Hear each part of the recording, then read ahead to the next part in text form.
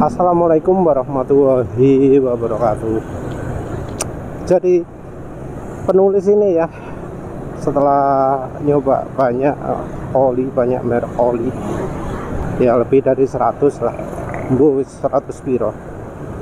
Nah itu satu hal yang penulis jadikan pengalamannya, bahwa yang namanya oli itu nggak bisa ditebak.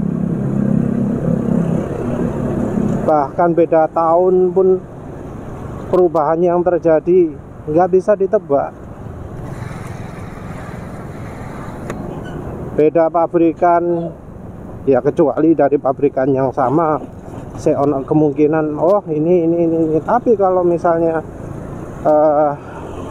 pabrikannya wis beda, wis gak bisa diprediksi.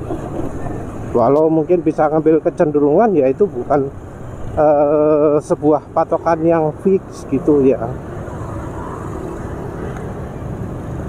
Jadi penulis ketika beli oli, penulis nggak bisa prediksi bakal seperti apa olinya ya. Mungkin ada beberapa yang mungkin begini, mungkin begini, mungkin begini.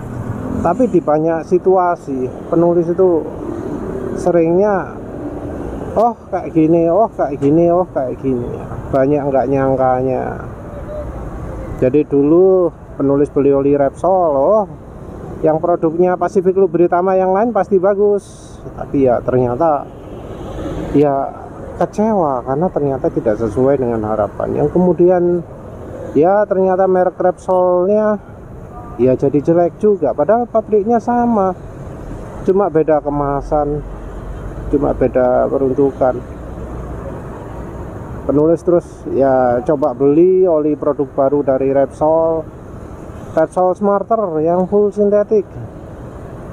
Sebelumnya juga udah beli oli Repsol Rider atau apa, nyoba alah buruk. Nyoba yang mahal yang 150.000 per liter Smarter yang full sintetik gambar hijau, ternyata nggak ada bedanya dengan yang harganya paling murah. Dan ini sama sekali nggak kebayang ya. Terus akhirnya beli oli-oli mahal yang ya seringnya kecewa. Oli mahal yang paling baik pun ya, dibanding dengan oli murah yang baik, itu bedanya minim sekali. Dan penulis asli nggak nyangka ya bahwa ya harga mahal itu kalau sekarang tidak membawa kualitas. Apalagi sekarang ya, yang namanya oli mineral kualitasnya turun, yang full sintetik malah lebih parah daripada mineral, sama-sama turun. Dulu itu penulis selalu meremehkan oli yang daur ulang. Karena apa? Ya karena nggak awet, cepet rusak. Sekarang kebanyakan oli daur ulang semua. Dulu penulis pernah merasakan oli dipakai 7 hari jadi nggak enak.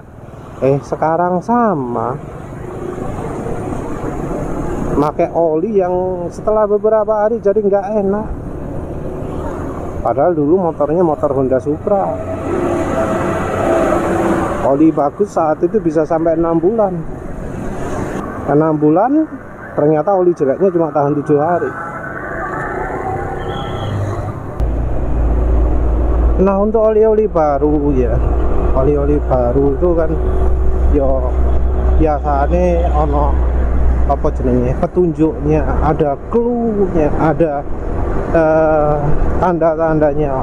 Oli ini adalah oli mesin bensin, atau oli mesin diesel modern, atau ini untuk motorcycle, ini untuk skuter,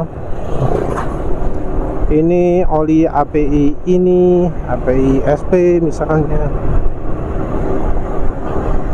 oli Jaso MA, oli CF, SNCF, SN apa biasanya. Ada indikasi-indikasi tersebut juga, misalnya oli mineral premium berkualitas, oli full sintetik, oli 100% sintetik. Nah tapi tetap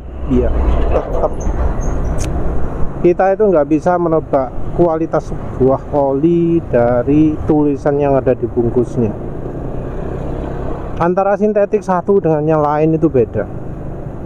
Kalau zaman dulu yang namanya sintetik itu pasti lebih bagus kan dari mineral. Kalau sekarang enggak. Ada sintetik yang lebih buruk dari mineral. Dan sangat-sangat langka sekali ada oli sintetik yang kualitasnya lebih baik daripada mineral. Seringnya itu lebih buruk atau sama saja, nggak lebih baik. Bahkan mungkin ada yang ngomong spesifik, oh oli ester, sama saja. Ada tulisan ester itu ya ada kecenderungan tertentu, tapi ya masih nggak bisa ditebak apakah memang semuanya seperti itu, karena ya oli ester satu itu beda dengan oli ester lain. Bahkan oli murah pun ya kita nggak bisa tebak sifatnya, karena ada oli murah yang malah lebih bagus daripada yang merek mahal. Ya walau memang ada oli murah yang ya memang pantas disebut oli murah karena secara kualitas nggak bagus. Tapi ya masalahnya ada yang oli murah yang malah bagus. Justru penulis lebih sering menemui oli mahal yang jelek daripada oli murah yang jelek. Uniknya seperti itu ya. Murah tentunya ya penulis ngomong yang di bawah harga oli resmi ya. Oli resmi kan sekitar 70, 80 gitu ya, atau bahkan 60 pun. Anehnya oli di bawah 60.000 itu banyak yang bagus. Oli yang di atasnya 70.000, di atas 80.000 banyak yang jelek.